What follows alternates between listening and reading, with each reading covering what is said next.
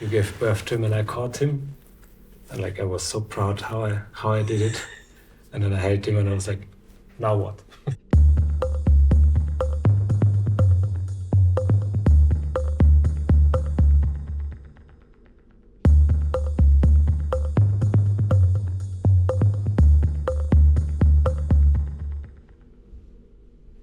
I'm Colleen. This is Elias. This is Rowan. He's about to be 1 year old. He is our baby.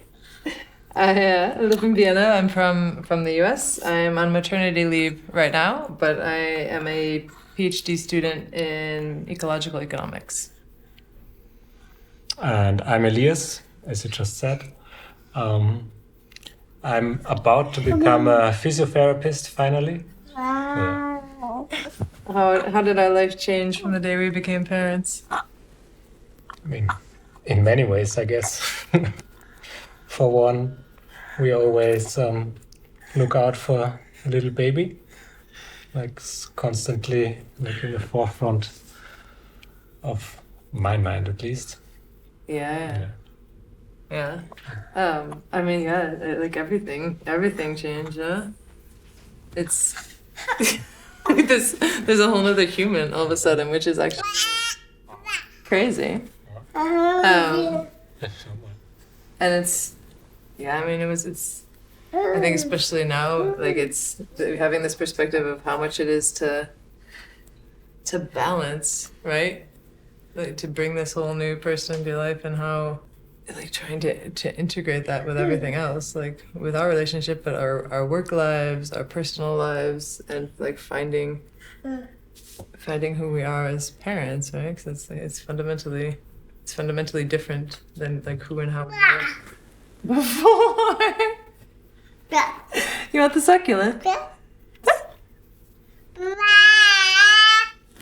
And on the one hand, it's so magical, and on the other hand, it's very much structure and be efficient and do things quickly so you can like get everything done you want to get done because you Yeah, I think this is the thing that like really like the pregnancy felt really just like this super magical floaty phase, and then the immediate postpartum was also like this, like a bit of a dream world, right? When everything else is really on hold and all we're doing is just like you're taking care of me and I'm taking care of the baby, and it really just this like beautiful little bubble.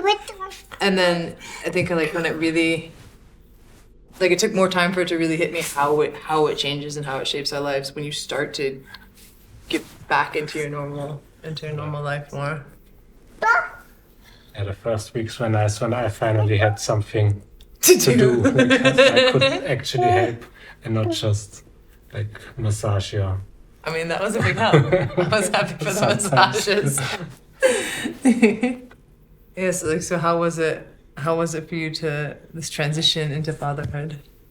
Yeah, the transition was super nice.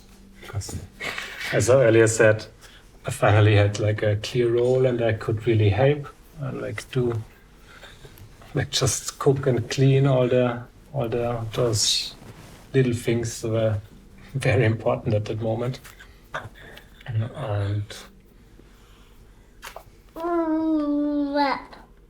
And other than that, all the baby stuff like just got slowly more and more for me.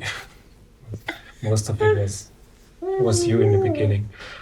How was the transition for you from being just you and then turning into a mom? I think it's very much still ongoing for me. It wasn't like I had the baby and then all of a sudden I'm a mother. Like I started to feel into what this is like through the pregnancy, and now he's almost a year old and it still feels like a transition, like so much of it still feels like learning how to be his mom, learning how we are together as parents, learning how I orient myself in the world now as a mom, and how like I orient myself towards my work as a mother, and like take the things that I've learned from this and bring that into the rest of my life. So this like transition really just feels very much like an ongoing process for me. a thing that I think was really important in us being able to work together as parents is the work we did before we were parents on how we communicate with one another. Like all of this is still ongoing work, yeah, but like I think I know we were both really intentional about practicing and evolving how we communicate and like learning this process together.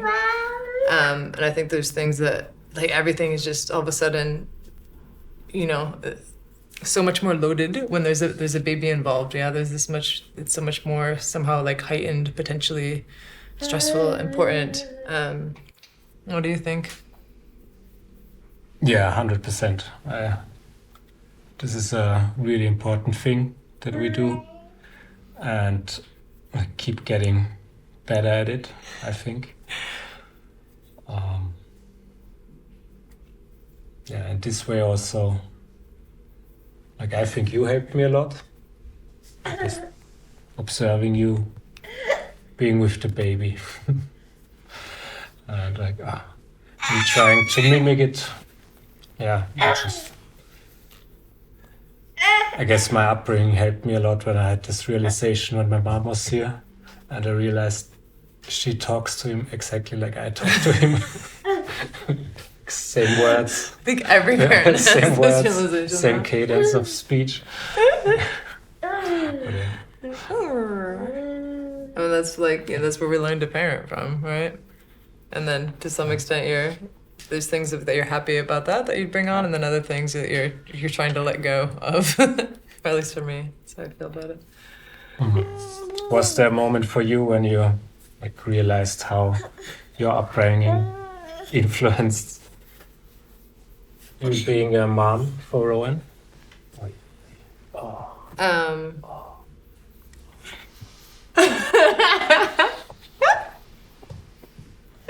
Not baby safe. Yeah, I mean it's a huge influence, and it almost seems like it's not. I almost feel bad talking about it because a lot of it's like ways and things that I needed to move past, or I'm still trying to move past.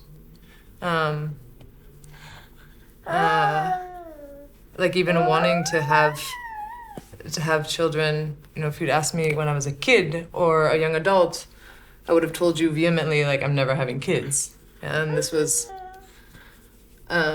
because I never wanted to replicate the the relationship I had with my mom, yeah. And so especially during pregnancy, I'm really thinking about what I wanted to be for him, like what it was important for me to be, to give him as a parent. A lot came up about what I felt like I had as a kid, or what I felt like was missing for me.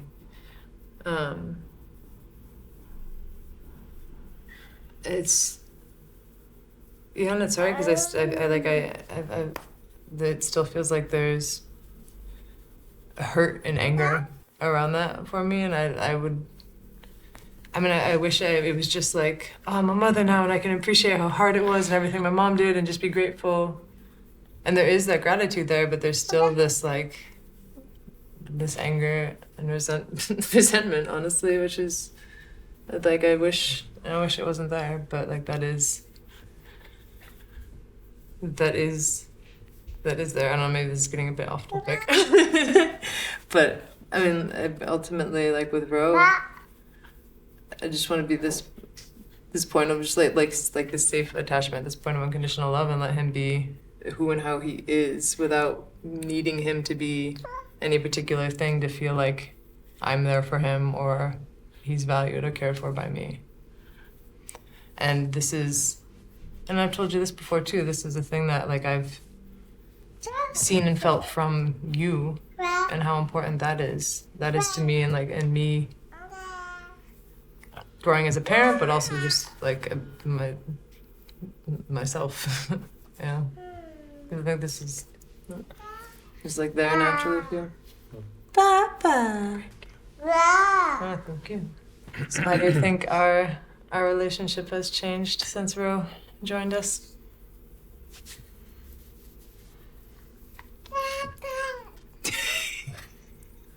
Like overall, I think it like changes to the even better. But I had this. Does this sound weird now? Because I think like with every obstacle we had, with every challenge, like brings us closer together, and same with like this life-changing event. I also think that brings us closer together, even though at the same time, sometimes it also feels like the relationship is on a break because so many other stuff to do. There's also me and my like, period in my life right now. Like because I'm not flexible at all. Yeah, you have a lot going on. That's pretty hard. Yeah, it's weird in the ways that it's changed. Like, there's this on this deeper level. Like, I really see all the things we've worked through and grown like closer because of it, and understand each other better because of it. But it can be really, in the moment, like a very rocky and rough process to go through. But then there's also just like, I don't know, things that I never really knew or thought about before I had the baby, of like how much he needs me physically, right? Like how much my body is what like sustains him, especially when he's only breastfeeding, when he was a bit younger, right? And then there were times where I'm like laying in bed at night and feeding him, and you wanted affection or wanted to cuddle, and so you cuddled up with me, and I felt like almost like I wanted to jump out of my skin. Like it was so much, like, you know what I mean? Like I just wanted my body to myself and I felt like I didn't have this, and like I hated it. But like I want to be there for you, I want to be there for him, but also it's just a lot. And it gets, yeah, like this gets better with time. 18 years.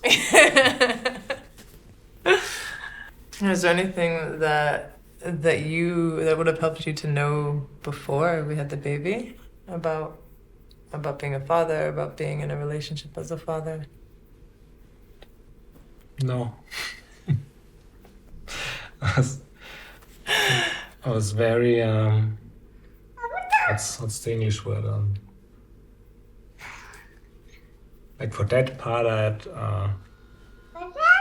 trust. The only thing I had to prepare myself for was the birth itself, like because we gave birth at home, and I was like part of it.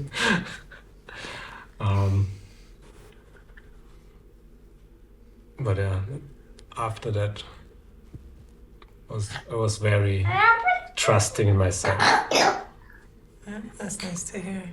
For example, like it's really speaks for this process when you gave birth to him and I caught him, and like I was so proud how I did it, and then I held him and I was like, now what? I didn't think. Give it to Colleen. I didn't think further than this. So my job was done. You were not dropped on the floor. That's it. That's the end of my preparation.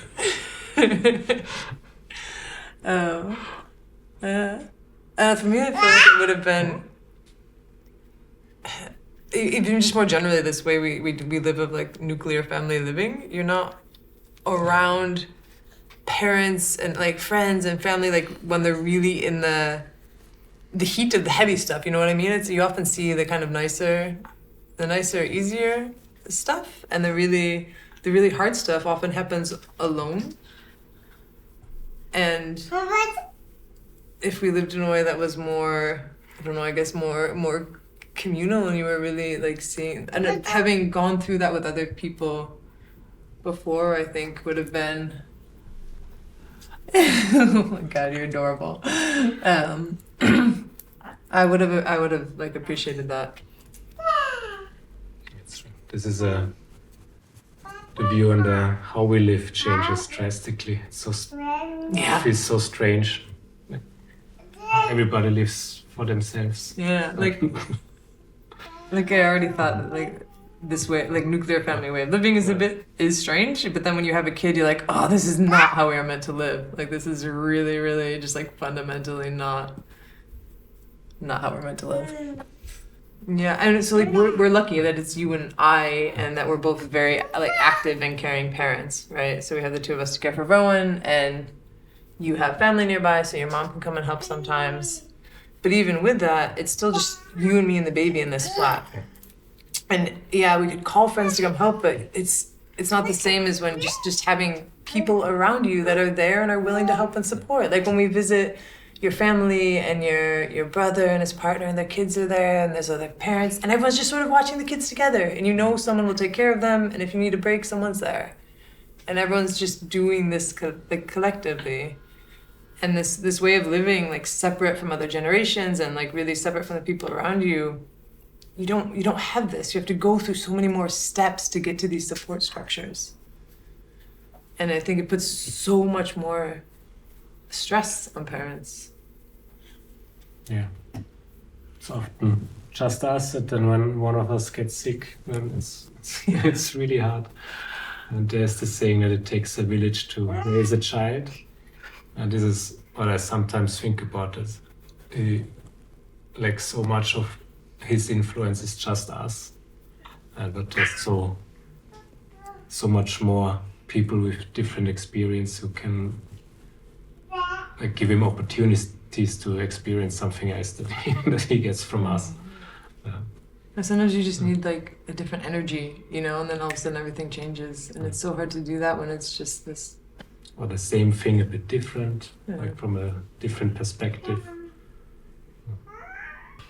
Do you feel like you have support, like from people around you, or just more broadly, kind of like how things are structured, where we live or the way we live? I mean, there's some friends who help. Unfortunately, I have so many friends who, I mean, I used to be like this as well, like no experience with children, who are, and also not interested in a child. Yeah, but there's some friends who like a great help, and then my mom can come sometimes. From society as a broader spectrum. I don't know. Some people get up in the U-Bahn. This is a new experience for me. Now that you're wearing a baby, some people give you a newborn seat. Kinderbetreuungsgeld. Yeah, I mean in Austria, like the kind of the social safety net around childcare is compared to the US. Yeah, it's quite good relatively speaking. Yeah, and compared to the US, it's amazing, but still. I take it for granted. I think if you ask most people, they would say, yeah, like having a family and childcare is a really, really important thing. And if you look at like broader societal structures, we don't value it in the way that we don't really value it, right? Like care work isn't really valued. Is like having more common communal structure, like ways to care. I don't know, and it's hard to say, like, because really Austria is amazing compared to the US. Like it really is. The fact that he can go to kindergarten. I mean, he won't go till next year, but that he could go from 1 year on, right? And that this is valued in this way, but still there's so much, like I'm already kind of juggling this, going back to work and caring for the baby, and it's not like you just do more of everything, and everything it becomes a bit more stressful. I mean, so I do, you know what I study, right? And part of this is looking at how we measure things economically and how this reflects what we value, right? And our common measure of value is gross domestic product. Care work is, if it's paid, is accounted for, although care work is grossly underpaid as a whole, and then most care work is unpaid. Yeah, and you have people that argue we need other indicators, and we need to put a dollar sign like on care work or on mother's milk, right? And this is how we account for it. This is how we value it. And this feels like taking a broken logic and trying to make it slightly less bad, as opposed to more fundamental changes of how how we live and co-live and understand ourselves as part of a broader social whole, and like the value that we place on care and on connection and on family. So I don't have any answers, but it's like I feel like there's some good that's done, but it's done within the context of a broken system more broadly. So is there something you would like to change in how society views parenthood?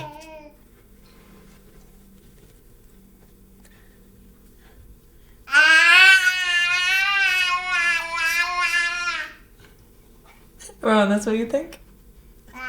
It's a good idea. I mean, like,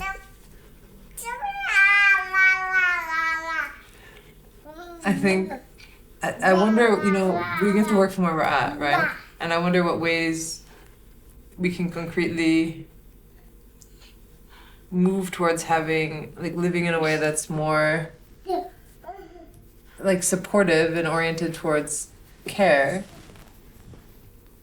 And then I think there's, you know, like, we're here in Vienna, right? So what ways are there here to have communities that where people choose to live together and live in a way that like values parenthood and values care and sees this as something that they wanted to do as like a shared process. So like, yeah, for me it's really if I think about where we go with this in the coming years, if we can find this type of community or create this type of community. But it also seems so, in a way, so idyllic, right? Because this just generally isn't how people live and do family life. I don't know, so maybe I'm like, what I would like us to change is more attention and awareness around when we talk about even like social planning or city planning and how we're doing, you know, like what housing looks like, considering this in a way that is really oriented around like care and around valuing parenthood and supporting that. Yeah. I don't understand that how. Like, you know, one of the cool things when the Gemeindebaus were first built out in Red Vienna, yeah, that you had these shared spaces of learning and even like washing stations and play areas, right? This was done really intentionally to improve the quality of the day-to-day life of people in Vienna, and it has to this day made a huge difference in how people live in Vienna. So how can we reimagine that now, right? If we think about our dream vision of how we could, for example, like build out like Gemeindebaus or other ways of living that really support families and support people and have these shared spaces for care work. What traits of mind do you not want the baby to have?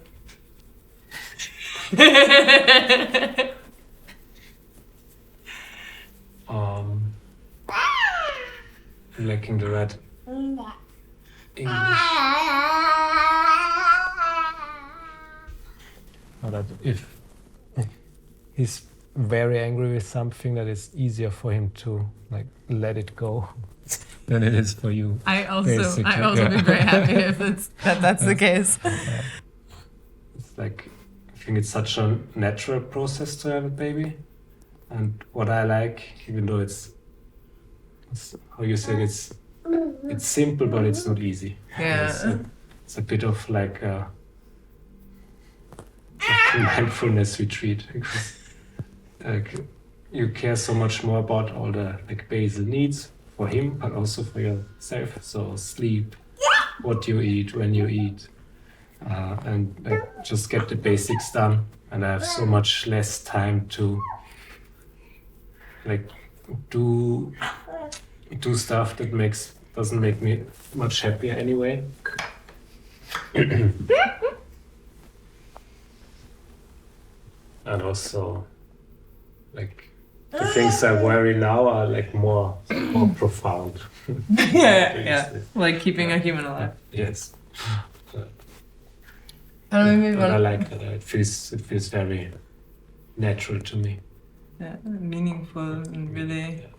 You kind of I don't know. I feel like things you would just take for granted and how you live your life in your day to day. Like when you have the baby, you're more intentional about everything.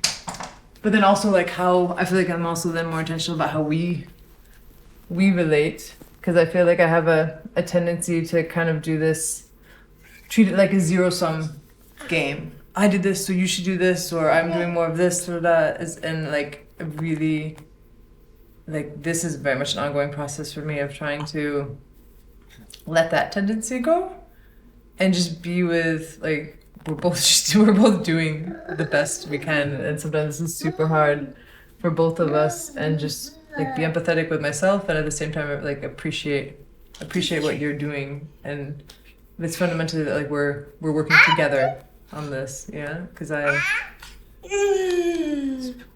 I'm like sleep deprived and angry and have a million other things going on, I tend to like get into this mode of like we're working against each other.